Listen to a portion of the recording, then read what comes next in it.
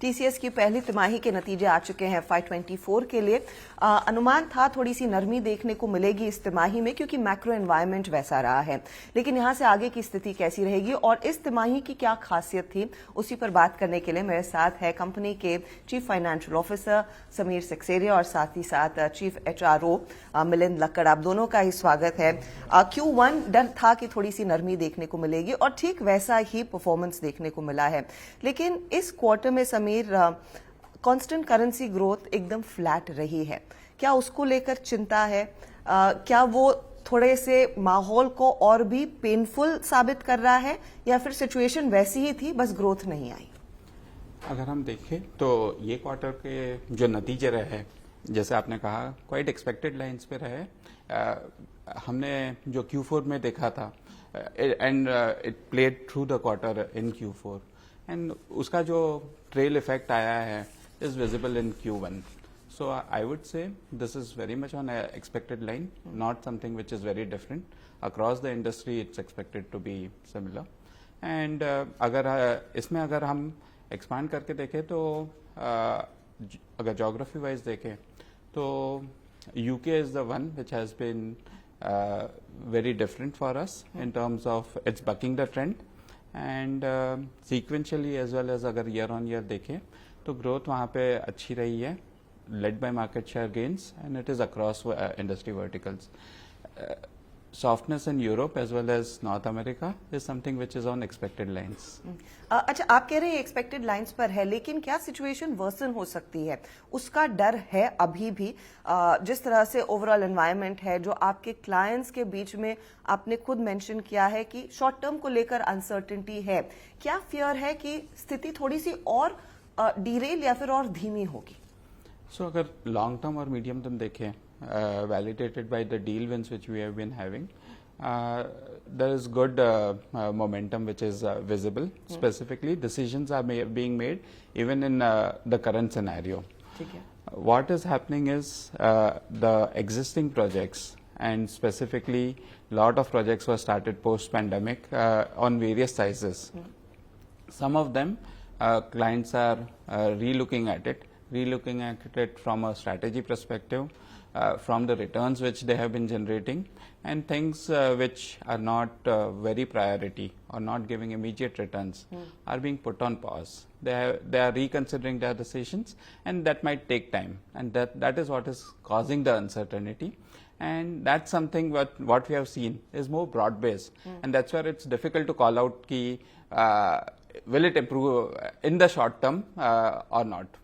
तो H2 को लेकर विजिबिलिटी है या नहीं? क्योंकि Q4 के अंत तक आप लोग उम्मीद कर रहे थे और कॉन्फिडेंट थे कि सेकेंड हाफ में रिकवरी आ जाएगी। अब का क्या माहौल है? क्या आएगी या नहीं आएगी? See, H2 will be dependent on how H1 plays out and how it has played out in Q1 and what we are talking about Q2. It's difficult to take a 2-quarter hence view on that. Okay, I get that point. मैं बाकी geographies पर आऊंगी, लेकिन margins के बारे में अगर थोड़े से विस्तार से बात करें. मार्जिन्स पर इस क्वार्टर में आप लोगों ने वेज हाइक दिया, उसमें आप लोगों को दोबारा सोचना नहीं पड़ा. You are committed to that wage hike? It's already given. मतलब दो राय नहीं थी उसमें? No, not at all. कंस्ट्रिंग कुछ स्लो डाउन था, आप लोगों को दोबारा सोचना नहीं पड़ा कि वेज हाइक देना है या नहीं देना है? नहीं, बिल्कुल नहीं. Means we have already given, so that's what I'm trying to understand कि you didn't have to like go back and forth on that, क्योंकि कई कंपनियों ने अपने वेज हाइक को डेफर किया है. How is TCS treating the employees at this point in time? क्योंकि मैं एक चीज देख रही हूँ, एट्रिशन में कमी देखने को मिली है, वेज हाइक आ गया है, वेरिएबल पे भी मिल रहा है कर्मचारियों को. हम कभी भी just to extend to response to that, हमने आप हिस्टोरिकली देखेंगे तो हमने कभी भी उस फैक्टर पे कॉम्प्रोमाइज नहीं किया है. तो इस साल भी वेज हाइक्स काफ़ी अच्छी थी, और इसके ऊपर बेसिकली वेरिएबल पे फॉर 100% वेरिएबल पे for 70% of the people, 30% will get based on business performance. So overall business ऊपर नीचे होता है, लेकिन हम लोग किस तरह से हमारे कर्मचारियों को we take care of them is very very important to us. It is been there all along and it continues like this. लेकिन कुछ ऑन बोर्डिंग को लेकर, स्पेशली लैटरल हायरिंग को लेकर डिले हुआ है, क्या ये प्राइमरीली प्रोजेक्ट डिले का ही इम्पैक्ट है? जैसे समीर ने कहा, बहुत सारी जगह ऐसा हो रहा है कि बहुत सारे प्रोजेक्ट्स जो चालू हुए हैं उनको पॉज कर रहे हैं customers for various reasons, strategic reasons, technical reasons. Sometimes technically बंद करके फिर चालू करते हैं, समटाइम्स बंद करते हैं, सोचते हैं करना है कि नहीं करना है। उन दोनों सिचुएशंस में थोड़ा सा डिले हो रहा है, और हमारा जो रिक्रूटमेंट है, ऑनबोर्डिंग है, it is aligned with that, और ऐसा it's project based, it is not anything which is very strategic. एक बात पक्की है कि हम सब लोगों को ऑनबोर्ड करेंगे। ओके, तो ऑनर करेंगे जो भी ऑफर्स आपने बाहर दिए। Everything like we always do, we are saying nothing new here, but I just want to reiterate and to everyone that we are going to onboard everyone. Okay, Sameer, considering margins पर wage hike का जो impact आया वो Q1 में हर quarter आता है, आ गया है। अब यहाँ से आगे मार्जिन्स क्या फिर इम्प्रूव हो सकते हैं, कंसिडरिंग इस समय अट्रिशन में भी कमी देखने को मिली और वो इनफैक्ट मार्जिन्स पर कुछ दबाव डाल रहा था। What is your outlook on margins going forward? So overall, like it happens in a typical year, we take the large headwind upfront, and then we claw back through the year, and we'd expect the same thing to happen in this year as well. We'd like to go further up from here. क्या levers होंगे लेकिन, क्योंकि इस समय slow down है, तो कितना आप यूटिलाइजेशन बेहतर कर पाएंगे?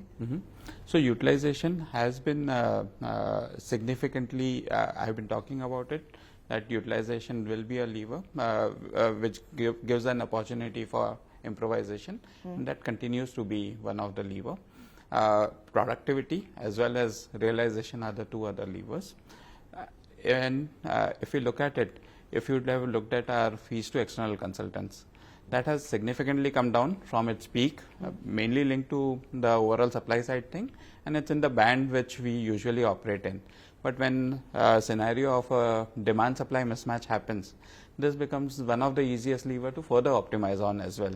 ठीक है। And some of the discretionary costs also have gathered critical mass that we can start optimizing it. So quite a few of them तो available. पिछले क्वार्टर जब लग रहा था कि लोग ज्यादा ट्रैवल करेंगे, तो ट्रैवल कॉस्ट भी फिर इस तरह के एनवायरनमेंट में थोड़े से डिलेड ही आएंगे, या फिर वो हैं?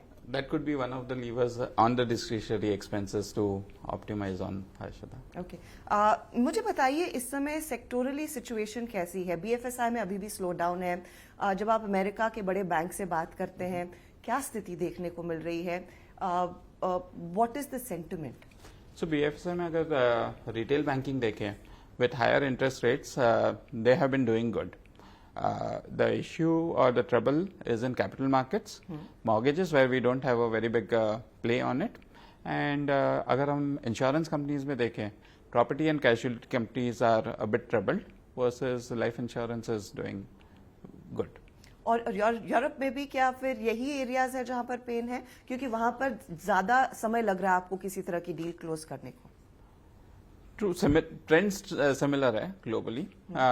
यूरोप में जो दबाव है वो ज्यादा ब्रॉड बेस्ड है फिलहाल, and deal wins conversion is the one which is more important. और इस पूरे एनवायरनमेंट के बीच क्या प्राइसिंग कुछ ड्रैग डाउन होने लगा है, या फिर उसका डर है, क्योंकि उसकी चिंता तो सबसे ज्यादा आप ही को होगी? सही बात है। Pricing in its current environment is also stable. In fact हम ईयर ऑन ईयर देखें तो हमारे रियलाइजेशंस भी इम्प्रूव हुए हैं। My final question to you Milind, hiring को लेकर आपके क्या प्लान्स रहेंगे? FY24 में कितने कर्मचारी आप लोग ऑनबोर्ड करेंगे इस एनवायरनमेंट में? सबसे पहली बात में we will onboard everyone where we offered, that is one. Second is हमारा फोकस जो हमारी कैपेसिटी हमने बिल्ड की है ऑलरेडी, उसको कैसे यूटिलाइज करें मैक्सिमम, उसके ऊपर रहेगा। और उसके ऊपर जो मार्केट से हायरिंग करेंगे, it will depend on the business situation the next 3 quarters. तो कोई टारगेट जो आपने दिया था, I think it was 40,000 for the trainees, that continues. How it will get spread out over the year, something we will decide.